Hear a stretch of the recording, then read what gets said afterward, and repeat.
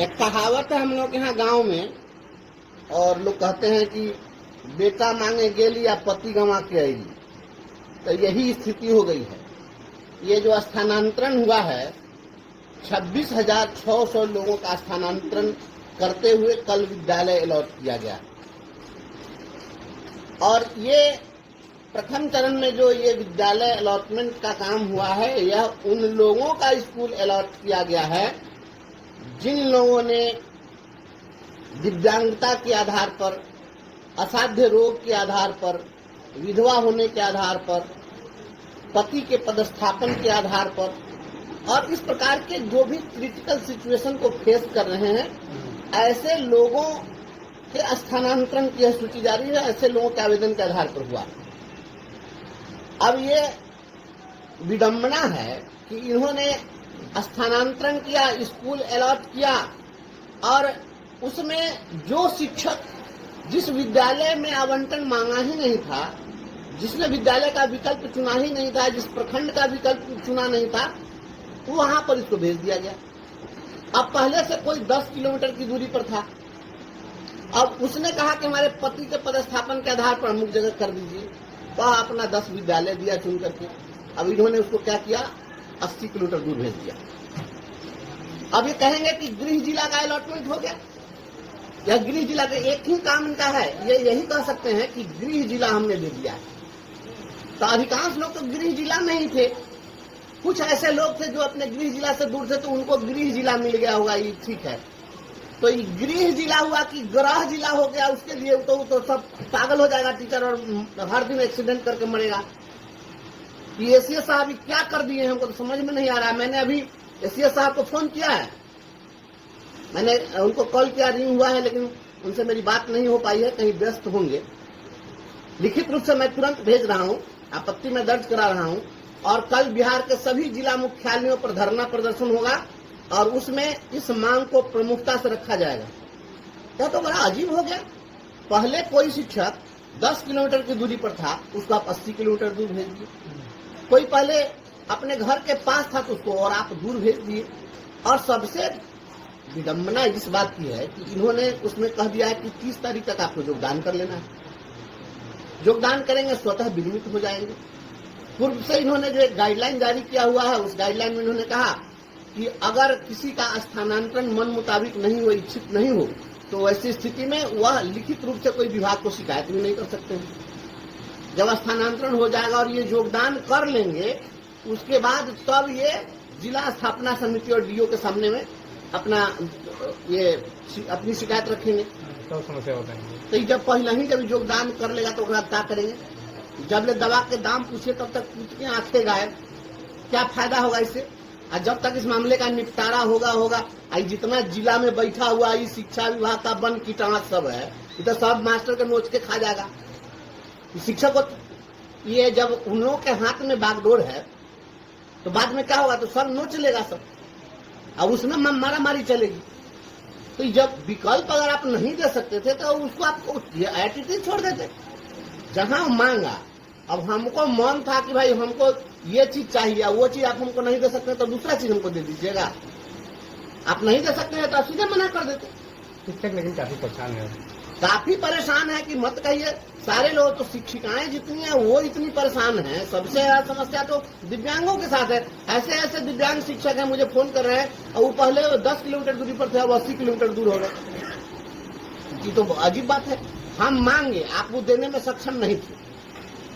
आप अगर देने में सक्षम नहीं थे, मान लीजिए हम आपसे कह दे कि हमको पैसा दीजिए, तो आपके पास पैसा नहीं था, तो आप अंचल्लू सिक्का दे दीजिएगा, माटी के घर के रुपया दे दीजिएगा। हम नहीं था, ना देते, सीधे कह देते नहीं देंगे, नहीं है मेरे पास में। हम मांगे थे कि हमको आप खाना दे दीजिए, हम भूखे हैं, आप हमको खाना नहीं खिला सकते थे, तो घास भूसा दे दीजिए, टोकरी में भर के खा लीजिए, हम जानवर हैं। ये कौन सी बात हो गई? ये बिल्कुल गलत हुआ है। और हम एसीएस साहब से हम अनुरोध करते हैं, आप अविलंब आदेश जारी कर दीजिए कि जिनको भी इच्छित जगह अगर मिल गया है, जिनको सुटेबल स्थानांतरण मिल गया है, तो वे योगदान करें। लेकिन अगर कोई योगदान नहीं करना चाहते हैं, उनको लगता है कि हम अभी जो दिए हैं इनसे तो बढ़िया पहले ही दाम को, तो ऐसे लोगों के लिए विकल्प खुला रहना चाहिए कि जो जहां है वहां पर बने रहें। इनके नए जगह पर योगदान की बाध्यता को खत्म कर देना चाहिए और इसके लिए अविलंब गाइडलाइन जारी किया जाए। इस मांग को लेकर कल पूरे बिहार में धरना प्रदर्शन होगा, आंदोलन होगा। क्योंकि हम जहां हैं हम कहा जाए, अपन घर छोड़ घर मुड़िया खाए, कहा जाएगा भाई? ये सब नहीं चलेगा, ये बिल्कुल गलत बात है। और सामने आ रहा है आपको मानसून सत्र में सदन में भी इस मामले को हम उठाएंगे मजबूती के साथ।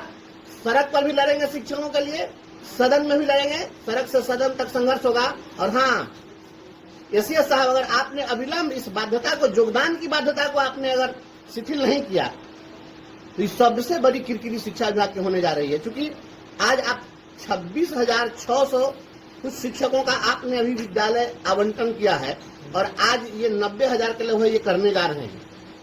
1,90,000 लोगों ने आवेदन दिया था, जिसमें ये लगभग 1,14,15,000 लोगों का ये करने जा रहे हैं। इसमें से मात्र 10% ही शिक्षकों को उनका मन मुताबिक स्थानांतरण का लाभ मिला। तो शेष लोग ये हाई कोर्ट में जाएंगे, हाई कोर्ट का सिस्टम करप्ट कर जाएगा। आपको मैं बता दे रहा हूं, इतना केस हाई कोर्ट में जाएगा कि हाई कोर्ट का सिस्टम करप्ट हो जाएगा, बड़ी किरकिरी हो जाएगी। क्योंकि आप स्थानांतरण के बदला में तो काला पानी का सजा दे दिए सबको, तो क्या करेगा शिक्षक लोग? तो सब हाई कोर्ट जाएगा और हाई कोर्ट जब जाएगा तो अब बड़ी बदनामी हो जाएगी कि एक विभाग से और अचानक से ये इतने लोग 10% से ज्यादा लोगों को सही सलामत का स्थानांतरण नहीं मिला। एकदम वेरी क्लियर कट रही है। हम तो सुबह से इतना फोन आ रहा है, अभी तक हमको लगता है कि 20,000 से ज्यादा लोग मेरे फोन पर चले हुए हैं।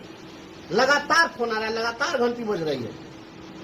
तो ये मामला देखिए, एसीएस साहब को तुरंत संज्ञान में लेना चाहिए और नए पदस्थापन वाले विद्यालय में योगदान की जो बाध्यता है उस बाध्यता को समाप्त कर देना चाहिए और उनके लिए विकल्प हो कि जिनको मन मुताबिक मिला वो योगदान करें, मन मुताबिक नहीं मिला वो नहीं करें। और फिर से अगर उनको आवेदन करना है तो फिर से उनके लिए आवेदन का विकल्प खुला रहना चाहिए। दूसरी बात कि जो लोग भी टीआरई 3 के तहत योगदान दिए हैं उनके स्थानांतरण का भी आवेदन नहीं दिया गया है। और जो विशिष्ट शिक्षक बने सक्षमता 2 वाले, उनके भी स्थानांतरण के लिए आवेदन उनसे नहीं लिए गए हैं। और लाइब्रेरियन के लिए अभी तक की चर्चा ही नहीं की है। तो पुस्तकालयाध्यक्ष भी उसी स्कूल में न है, उसका भी आप इस शिक्षा को साहब से हाजिरी बनवाते हैं। तो लाइब्रेरियन भी तो चाह रहा है, तो इन लोगों के स्थानांतरण के लिए कोई उपाय आपने नहीं किया, तो इनका भी ले लीजिए। और यह उनके लिए स्वैच्छिक हो कि मन हो तो योगदान करें, नहीं हो तो नहीं करें। जिनको गड़बड़ मिला है और फिर नए सिरे से आवेदन उनका लिया जाए और इच्छित जगह पर किया जाए। आज जहां पर इन्होंने आवेदन दिया था, जिसके जो विकल्प दिया था, वहां पर स्कूल खाली रह गया, रिक्ति रह गए। जब रिक्ति थी तभी ना आवेदन लिए थे, तो जब रिक्ति थी तो कहा नहीं भरे? तो वहां भरे नहीं या भेज दिए मतलब के। अभी हमारे यहाँ बहुत सारे लोग बैठे हुए हैं जो शिक्षिका पति हैं, ये सभी लोग आए मेरे पास फरियाद लेकर। सुबह से तो लोग मेरे यहाँ लगातार इसी के लिए लोग आ रहे हैं। तो इन लोगों से भी बात करिए, ये बताएंगे कि क्या स्थिति है। ये सब लोग की स्थिति बहुत खराब हो गई है और ये तो स्थिति बन गई कि हम लोग गांव में कहता है कि घर छोड़ घर मुड़िया का, ये सब पागल हो जाएगा। शिक्षक पढ़ाएगा क्या? शिक्षा व्यवस्था चौपट हो जाएगी, मानसिक रूप से सब शिक्षक परेशान हो जाएंगे। और आप विचार करिए माँ बहनों के संबंध में, बहन बेटियां जो है इतने दूरी पर आप भेज दीजिएगा, वो कहाँ जाएगी, कहाँ रहेगी? जहां मन हुआ वहां फेंक दिए हैं, बहुत दिक्कत हो जाएगी। और खास करके जो पति पत्नी है जहां पर, तो आप उसके बारे में सोचिए ना कि पति पत्नी को और आप दूरी बढ़ा दीजिएगा और दोनों जब जॉब में है कि कैसे जाएगा? तो दोनों का जीवन अपन, तो नौकरी न मिली कि नरक को हो गया, कि नरक की सजा दे दी। एसीएस साहब इस पर संज्ञान लीजिए। और अगर शिक्षा व्यवस्था को दुरुस्त रखना है, आप बहुत बढ़िया काम कर रहे हैं और सब चीज में कोई दिक्कत नहीं है। स्थानांतरण के लिए भी आपने साफ सुथरा काम किया कि भाई कोई उगाही नहीं हुई, बढ़िया बात है। लेकिन कम से कम उनको इच्छित स्थानांतरण देते और बाध्य नहीं कीजिए और उनको कहिए कि भाई फिर से आवेदन दे। जब तक उनको सही चीज मिलेगा, हमको पसंद होगा, लेना आप जबरदस्ती ना दे दीजिएगा। हम ना लेना चाहते थे, जबरदस्ती दे दीजिएगा।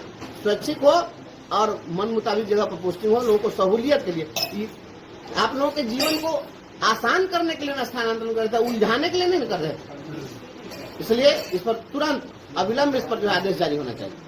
आपने सुना कि पूरे मामले पर एमएलसी बंशीधर ब्रजवासी ने क्या कुछ बताया है, काफी गुस्से में है। उन्होंने कहा है कि सड़क से सदन तक जो शिक्षकों की लड़ाई